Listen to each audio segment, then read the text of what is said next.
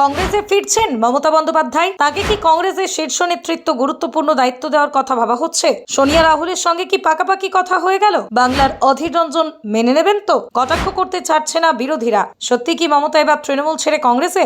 রাজনৈতিক মহলে এখন সেই প্রশ্নই ঘুরপাক খাচ্ছে। সূত্রের খবরকে কেন্দ্র করে নতুন করে শুরু হয়েছে জোর জল্পনা। যদিও এখনো পর্যন্ত কোনো পক্ষ থেকে আনুষ্ঠানিকভাবে কিছু জানানো হয়নি, তবু এই সম্ভাবনাকে ঘিরে রাজনৈতিক মহলে আলোচনা ক্রমশ তীব্র হয়ে উঠছে। আসলে রাজনীতির ইতিহাস বারবার প্রমাণ করেছে, আজ যা অসম্ভব বলে মনে হয়, আগামীকাল সেটাই বাস্তবে পরিণত হতে পারে। রাজনৈতিক সমীকরণ কখন কিভাবে বদলে যায় তা আগে থেকে বলা খুবই কঠিন। তাই কোনো সম্ভাবনাকে একেবারে উড়িয়ে দেওয়া যায় না। বিশেষ করে দেশের রাজনীতিতে যখন জোট ভাঙন, পুনর্মিলন এবং নতুন সমীকরণ প্রায় নিত্যদিনের ঘটনা, তখন এই ধরনের জল্পনা আরো বেশি গুরুত্ব পায়।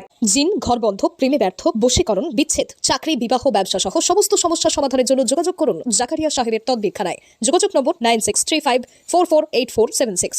মমতা বন্দ্যোপাধ্যায়ের রাজনৈতিক জীবনও সংগ্রাম এবং চমকে ভরা। কংগ্রেসের হাত ধরেই তার রাজনৈতিক উত্থান শুরু হয়েছিল। যুব কংগ্রেসের নেত্রী হিসেবে তিনি দ্রুত নিজেকে পরিচিতি তৈরি করেছিলেন। পরবর্তীকালে কেন্দ্রীয় রাজনীতিতেও গুরুত্বপূর্ণ ভূমিকা পালন করেন। কিন্তু সময়ের সঙ্গে সঙ্গে কংগ্রেসের সঙ্গে মতবিরোধ বাড়তে থাকে। শেষ পর্যন্ত 1998 সালে কংগ্রেস ছেড়ে তিনি গড়ে তোলেন সর্বভারতীয় তৃণমূল কংগ্রেস। তারপরের ইতিহাস সকলের জানা। দীর্ঘ রাজনৈতিক লড়াইয়ের পর পশ্চিমবঙ্গের রাজনৈতিক মানচিত্র বদলে দেন তিনি। টানা কয়েক দশকের বাম শাসনের অবসান ঘটিয়ে ক্ষমতায় আসে তৃণমূল কংগ্রেস। এরপরই একের পর এক নির্বাচনে জয়লাভ করে নিজের রাজনৈতিক অবস্থান আরো শক্তিশালী করেন মমতা বন্দ্যোপাধ্যায়। শুধু রাজ্যের রাজনীতিতেই নয়, জাতীয় রাজনীতিতেও তিনি অন্যতম গুরুত্বপূর্ণ মুখ হিসেবে উঠে আসেন। ব্যুরো রিপোর্ট, খবর 24।